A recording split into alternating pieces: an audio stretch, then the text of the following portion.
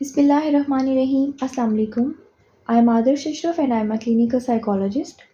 Psychology में diagnosis कैसे बनाए जाते हैं, एक जो साइकोलॉजिस्ट है वो आप में किसी डिसऑर्डर को कैसे डायग्नोस करता है, मैं आपको थोड़ा ब्रीफ सा इस चीज़ का इंट्रोडक्शन देती हूँ। सबसे पहले ये होता है कि जब आप एक साइकोलॉजिस्ट के क्लिनिक में एंटर होते हैं, दरवाजे से एंटर होते ही वो आपको ऑब्ज़र्व करना स्टार्ट कर देता है। ये जो ऑब्ज़र्वेशन है ये साइकोलॉजी में बहुत इंपॉर्टेंट होती है डायग्नोसिस बनाने के लिए। फिर वो जो साइकोलॉजिस्ट है वो आपका मेंटल स्टेट एग्जामिनेशन करता है। उसमें वो आपकी लुक देखेगा, आपका आई कांटेक्ट देखेगा, आपकी ओवरऑल अपीयरेंस देखेगा, आपका कॉन्फिडेंस देखेगा, आपकी परसेप्शंस देखेगा, आपकी ओरिएंटेशंस देखेगा कि क्या आपको टाइम का पता है, क्या आपको पता है कि आप कहाँ बैठे हुए हैं। इसके अलावा वो आप में इनसाइट देखेगा कि आप में जो डिसऑर्डर है, आप में जो प्रॉब्लम है, वो आप खुद जानते हैं कि आपके अंदर कोई मसला है और आप खुद उसको एक्सेप्ट करते हैं। इसी तरह से इसके अलावा वो आप में जो है वो देखेगा कि आप किस तरह से बात कर रहे हैं, आपकी वे ऑफ टॉकिंग देखेगा।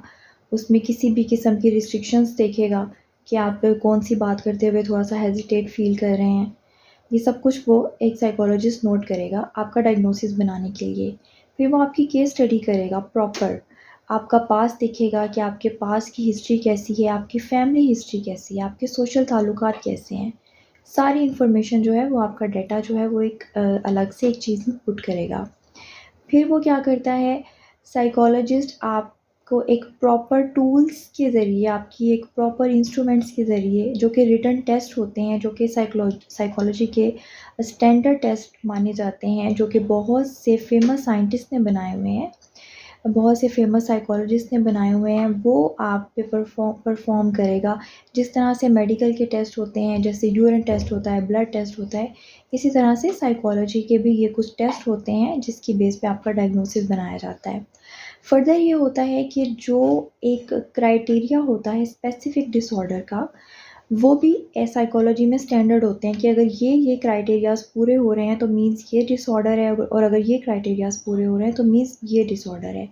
तो जो साइकोलॉजिस्ट होता है वो आपके डिसऑर्डर को उस क्राइटेरिया पे रख के देखेगा, जो कि उसने स्टडी किए हुए हैं कि क्या आपके डायग्नोसिस, क्या आपके डिसऑर्डर के सिम्पटम्स जो हैं वो उस क्राइटेरिया पे पूरे उतर रहे हैं या नहीं उतर रहे हैं। और नेक्स्ट ये होता है कि आजकल तो ये हो गया है, चीज़ें इतनी एडवांस हो गई हैं, इतनी साइंटिफिक हो गई हैं कि कुछ मशीनरीज़ ऐसी आ गई हैं साइकोलॉजी की लेबॉर्ट्रीज़ में कि वो आपकी हार्ट बीट को चेक करती है, वो आपकी ब्रीदिंग को चेक करती है, आपके ब्रीथ रेट को, कि आप किस तरह से साँस ले रहे हैं।